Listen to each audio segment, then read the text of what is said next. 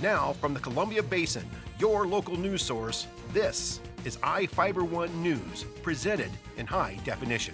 The #1 source for real-time local news, local sports headlines, and our very own Weather Center forecast covering the entire Columbia Basin.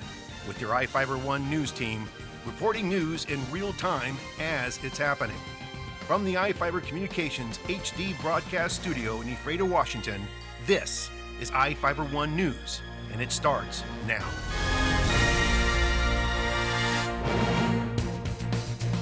Welcome to iFIBER 1 News.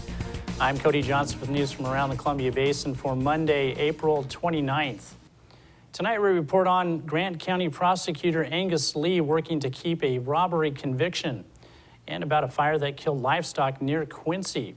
We also look at how the Little League braved high winds for the parade in Moses Lake and how the Navy plans to use goats in Washington State.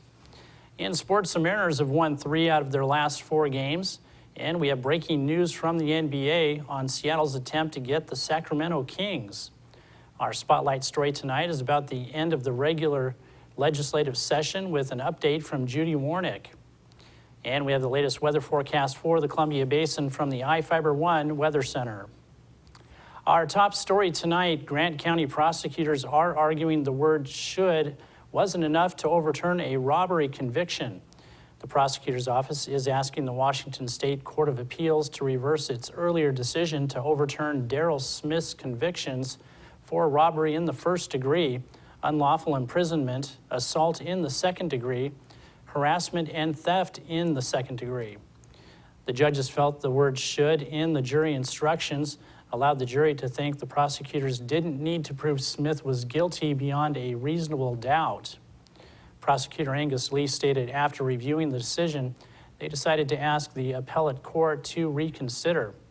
He believes there is a real possibility that the earlier ruling will be reversed. For more on this story, you can visit us online at ifiber1.com/news. Firefighters were called out to a fire near Quincy in the high winds. Here with the story is Ryan Lancaster. About 10 fire units with Grant County Districts 3 and 13 responded this morning to a silage fire at a dairy on Road 9 Northwest near Quincy. Fire District 3 Deputy Chief Jim Kling said windy conditions made the job of containing the fire difficult, but crews managed to keep it from spreading too far. A couple of calf sheds did catch on fire, however, and Kling said he believes a couple of animals were lost. Kling said he's seen silage combust before, but the windy day meant crews were on scene from about 10:45 to nearly 3 p.m., making sure the fire didn't kick back up. For iFIBER 1 News, this is Ryan Lancaster reporting. Thanks, Ryan. The Grant County International Airport is one of 54 sites competing to test aerial drones. The Federal Aviation Administration is in the process of selecting 6 sites to test drones for civilian use. The port, along with Pacific Northwest National Lab, Washington State University, University of Washington, Innovate Washington, and others submitted a proposal to the FAA. Moses Lake Airport is identified as the principal office for the testing. It also includes several locations where testing can occur according to Innovate Washington. The testing sites provide a range of different conditions to test the vehicles. High winds couldn't make a stalwart group of baseball players cancel their parade in Moses Lake. Here with the report is Spencer Graham. Downtown Moses Lake saw a lot of commotion Saturday morning as the 2013 Dick Kelly Youth Day Parade rolled down the street. The event invited all youth groups and baseball teams, as well as all softball teams, to participate. The 55th annual parade started on Dogwood Street across from the Frontier Middle School and continued until the opening ceremony at Larson Field. Parents and supporters cheered in support for each team as they drove by promoting their own team spirit. Moses Lake Mayor Bill Ekrit spoke at the opening ceremony, thanking sponsors and attendees for their support. The Moses Lake Youth Baseball Association proud to give over 400 players aged 6 to 12 the opportunity to play baseball through proper execution of fundamentals and, most importantly, develop good sportsmanship. Special recognition was given to Nino Rocha, a tournament director for the Columbia Basin Girls Softball Association. The young athletes will be gearing up soon enough for upcoming sport events, including the May Day Melt-Away Youth Baseball Tournament taking place from May 3rd to the 5th. Also taking place from May 11th to the 12th will be the Sun Basin Early Bird Girls Fast Pitch Tournament. For iFIBER 1 News, this is Spencer Graham reporting. Thanks, Spencer. A 31-year-old Quincy man was arrested early Saturday morning after eluding Quincy police on 3 occasions over the previous 24 hours. Marty Gonzalez allegedly fled from police in a vehicle at about 2 a.m. and 8 a.m. Friday. Both times, police found firearms in the vicinity that investigators believe were dropped by Gonzalez. Late Friday night, Gonzalez tried to run again in a car. He reportedly drove to an orchard on Martin Road and fled on foot, taking off his clothes before swimming in a pond to escape police.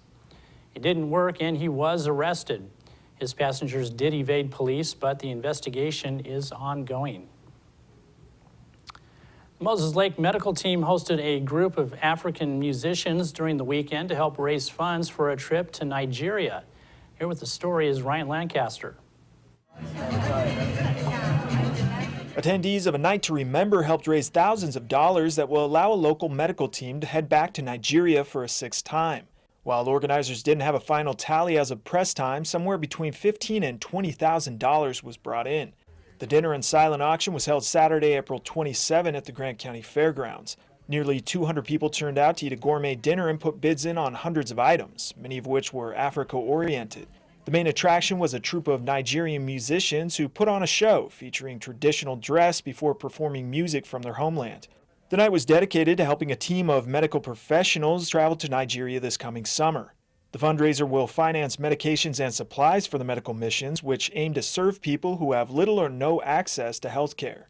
Members of the team have in the past provided surgical services, dental care, eye care, and physical therapy. Besides Moses Lake, team members will travel to Africa this year from across the U.S., Canada, and even Nicaragua. To learn more about the Moses Lake Medical Team, visit mlmtusa.org. For iFIBER 1 News, this is Ryan Lancaster reporting. Thanks, Ryan. Each of the people you see here have warrants for their arrest and are wanted by various law enforcement agencies. If you see any of these people, the DOC asks you not attempt to detain or apprehend them, but to call police. You can also call the Department of Corrections at 509-764-6180 during the day or 509-762-1160 after 5 p.m. We'll be right back after these messages with the latest from the iFIBER 1 Weather Center, and we've got sports and more news on the way.